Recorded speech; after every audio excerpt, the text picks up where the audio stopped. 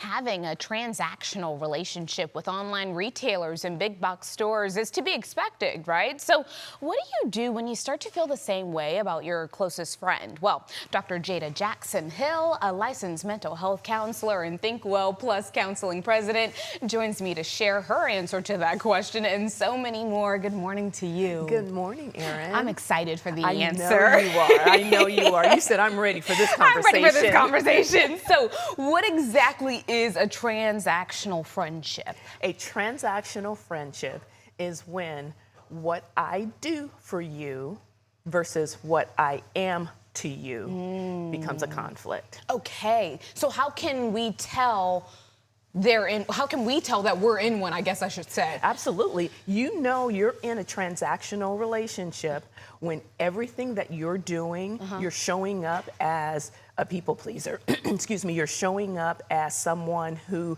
does it and fixes it, and then you don't get anything back. The reciprocation is not quite there. That's a hard feeling too. Okay, let me ask you this, because that is a hard feeling in some situations, is it always an unhealthy situation if it's transactional? No, not always. You know, we all have relationships that are situation-based, and that's okay. It becomes unhealthy when I'm expecting you, Erin, to give me some form of comfort or some form of safety, and you're in it simply for the convenience. Okay, I see. I feel like this is very easily, like you can easily tell. You can also easily tell when you're the one that is doing the taking. And that is the key. Oh, that's difficult too. Are we willing to look at ourselves in the mirror? Are you willing to have that conversation with yourself and say, okay, I'm in this space. Am I willing to take this other person out of this space? Do I want to? Of course. And they don't. No, we don't. Fair. We don't.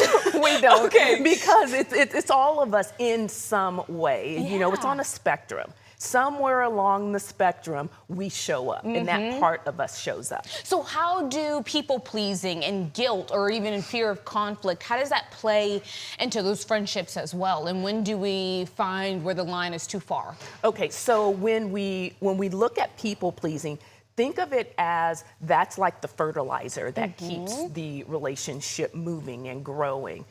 The guilt part of it is like the compost. That's what keeps us trapped in it and fueling the relationship as well. And so anyone who's a people pleaser knows very well that you're going to be sucked into a relationship because you're constantly giving. My goodness. Okay, so there's probably someone listening right now who already was like, okay, I'm ready for this conversation too, because I feel like my friendship is in this category.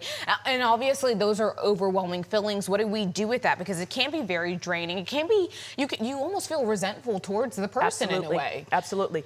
What we have to do is tell the truth. And telling the truth means telling the truth to one's self, being true to self. Most of us have grown up performing, and most of us have played roles to be obedient, but not necessarily to be who we are. We have to tell the truth to ourselves and to others. Let me ask you this, because there is a lot of situations where we know that people are taking from us, and yet we still stay. We're okay with it. There's a part of us that wants to keep that person around. Why do you think that is? Especially if you're a people pleaser, because feeling needed feels like love. And it's not love. Good point. It's just someone who is, and I hate to use this word, but it is, it's a use.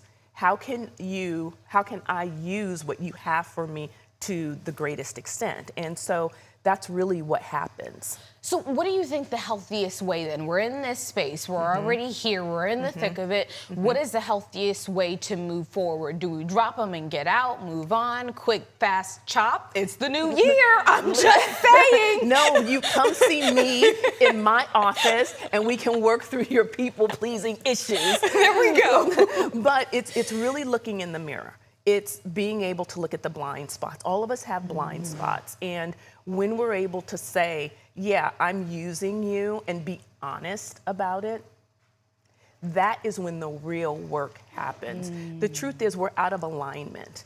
And when there's that, we're not in alignment, there's an incongruence, and that incongruence causes us to have anxiety and depression, and that's when we begin to spiral emotionally. The dominoes begin to fall. Exactly. Okay, let's say we are ready, we are in that space to take those steps to move forward. We're tired of those dominoes falling. Where do we go to make sure that we get right with our emotional intelligence and who we are and our people-pleasing skills?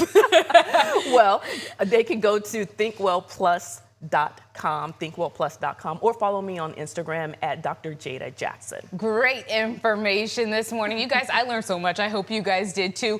And she said we, as in all of us. We'll be right back.